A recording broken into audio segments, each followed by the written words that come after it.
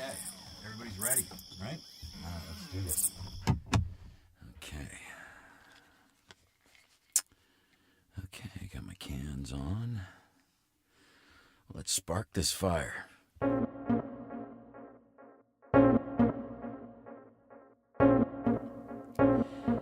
What happens when a 60-something working-class artist is deported because he can't afford to live where he works?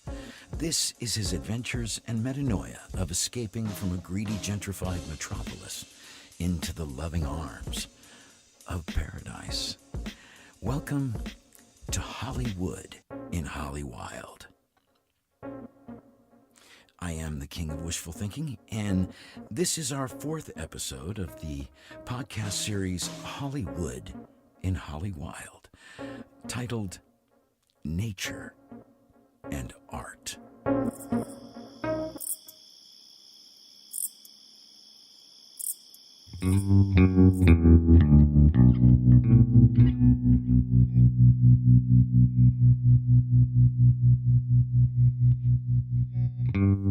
Creativity is more powerful in nature because art was born there. In human evolution, the last 150,000 years, making art was second only to time spent on surviving. I believe that we as a species need to have a better relationship with nature and should re-acknowledge and reconnect nature to our lives for balance, mental stability, and emotional well-being. We are a chimera, half survivor, half artist.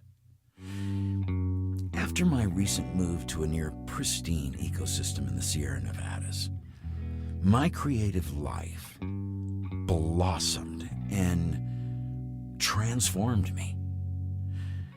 This made me realize that I'd wasted precious time just surviving in the city. Should I have moved years ago? Should you? Our ancient ancestors were consummate artists and used their higher mind in a way that we've never given them credit for. This was made evident recently with the use of a more accurate uranium-thorium dating test, which showed an art cache of artifacts and cave paintings in La Pasiega, Spain, to be much older than previously thought. Essentially, the scientists were off by 100,000 years. Our human ancestors weren't dumb cavemen. Their art has lasted for a millennia. They curated and preserved their artistic creations working designs on stone that would erode at the same speed as the stone and thus preserve them for eons. They also made useless art, necklaces out of pearlescent shells. They decorated hot plates for cooking, embellished musical instruments, sculpted figurines. I think it's so cool to realize that there was an art scene before the last ice age, and I don't know, it's easy to daydream about it, you know? Early man in communities of shared families milling about their communal cave home. Someone working stone into art, and others painting wall murals in caves. A warm fire going in the main gallery. The smell of baking tubers and, I don't know, perhaps some fish cooking slowly on a large rock plate with art and drawings everywhere. An art tribe, sharing, surviving, creating, and raising kids as they slowly evolved into what we look like today. Wow. It's a different understanding of our ancestors that we've imagined to be unevolved, and a gnarly insight into our pedigree. This makes us all artists. We all share the same trait. We all admire and worship the idea of approaching life artfully. It's how Keeping Up with the Jones started. The amount of time I spent surviving in the city seemed galactic compared to the time I spent on my little art projects. The corporate environment is toxic to art and nature, employing creative ways to produce profit because it's a culture in which greed is celebrated. Trying to create art while surrounded by millions who've had their creative vitality drained away by financial misfortune or a grueling 8-to-6 job is nearly impossible. Just think how your story improves by spending one day in the park or 4 hours on a golf course. It rejuvenates your soul. It invigorates the body, brings the higher mind to the front of your thoughts, and you sleep well at night just sticking your face into the sun and wind. The afterglow effect from 1 week of camping is sublime. I know you hear me.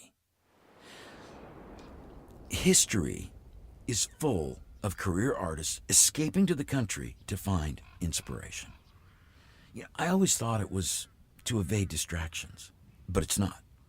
Nature actually amplifies creativity, and every part of the creative process improves. Quality, speed, and cost. And I'm not speaking fiscally here, but of like resources, like energy, time, and cultivation of a process that consistently produces good art. Nature has power, as does our civilized connected life. Both types of power are expressed differently, but they're the same: electrical. Our ancestors didn't deal with the effects of electricity powering everything in their lives like we do. Scientists are discovering just how bad it is for the body when we don't discharge electricity regularly. In my early life, I used my body pretty hard. I was a gymnast, dancer, in the military, finished carpenter, and I dug ditches. The inflammation caused by overworking my body left me with a legacy of pain that I deal with every day. I did a bunch of research, and one thing that really piqued my interest was the reduction of inflammation from grounding out or discharging all the collected electricity that runs through our bodies. Now, I decided that the best prescription for me was installing a grounding cloth in my bed. A grounding cloth is a normal loom woven sheet with a copper thread that goes through it in a grid pattern.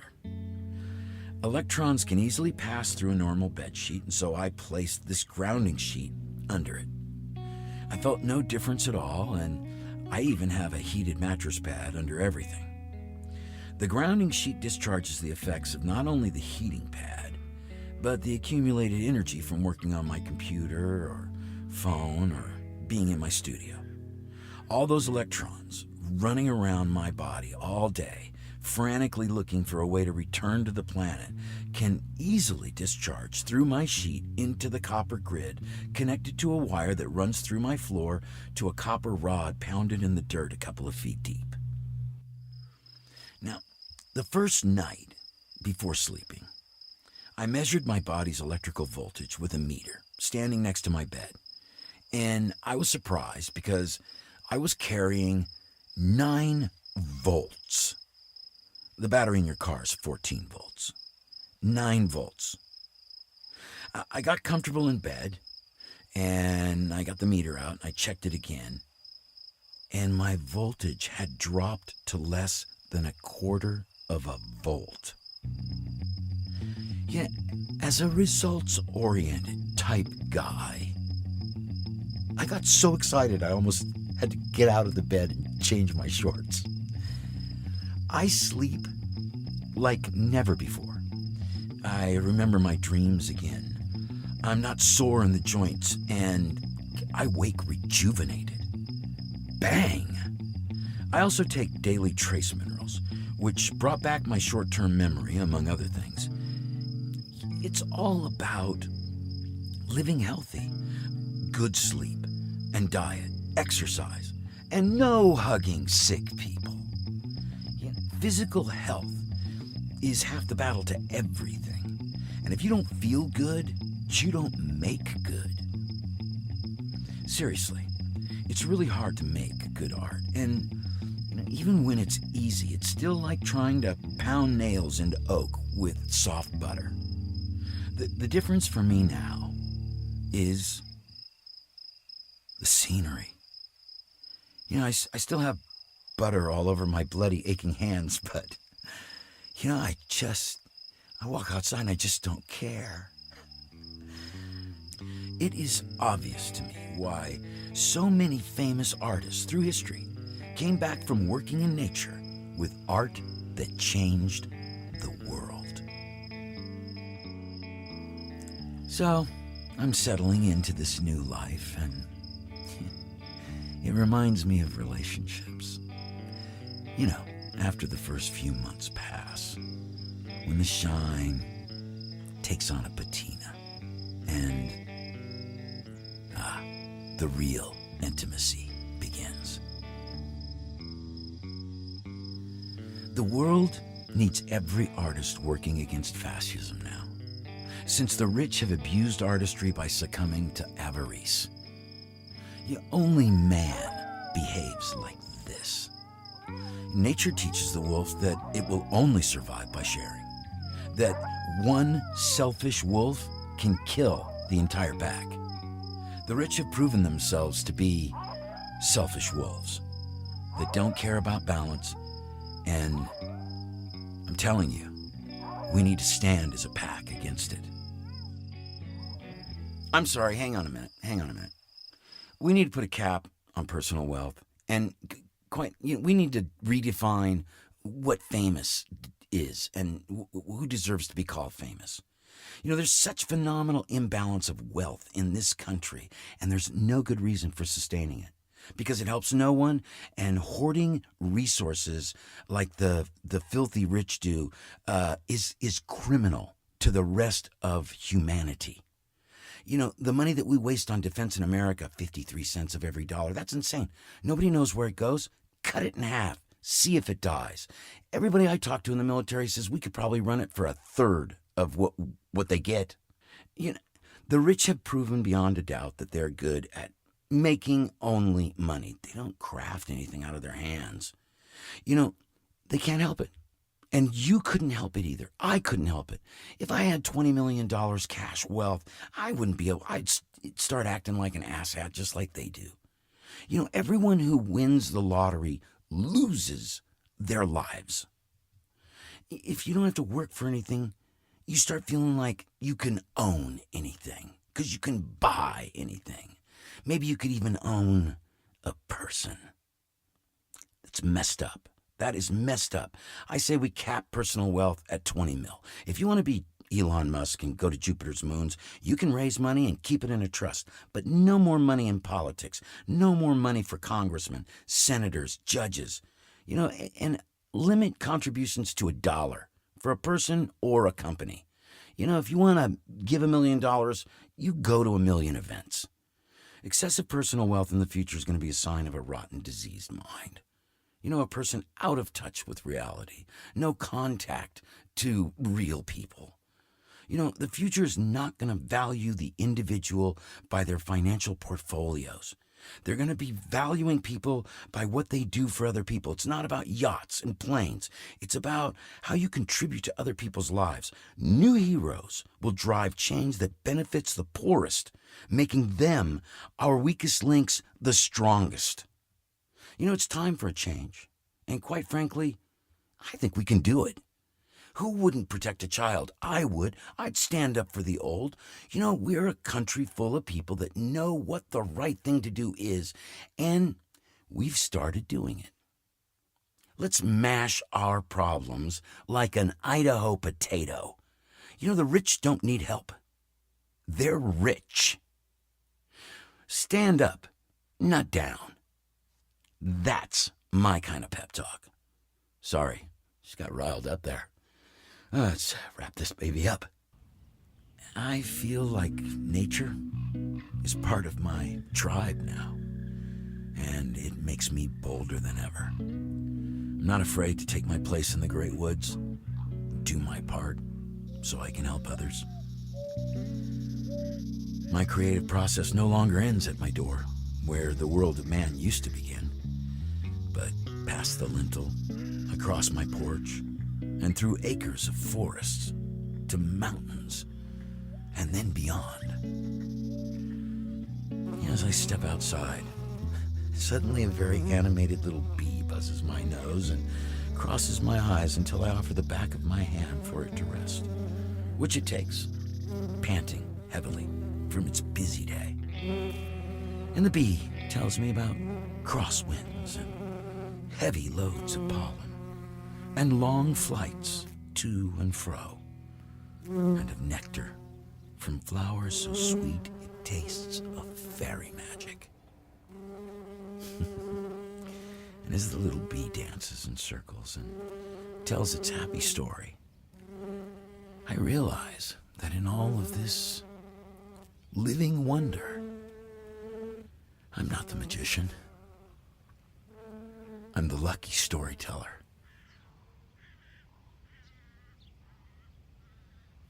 Let me know if you like this. And don't forget to check out our blog and other goodies like videos, photos, and news about our new Hollywood in Hollywild radio show, which will be broadcast on KRYZradio.org. I'm Dave Thomas, and this show is only possible because of the contributions made by the following stunning artists. Mr. Joe Rudd for the open and close music, Mr. Eric Skirmahorn for peerless guitar playing, and Mr. Simon Cole for his poignant perspective. And I'd also like to thank you for stopping by, sitting around the fire and shooting the breeze. That was a cool show. Let's get out of here.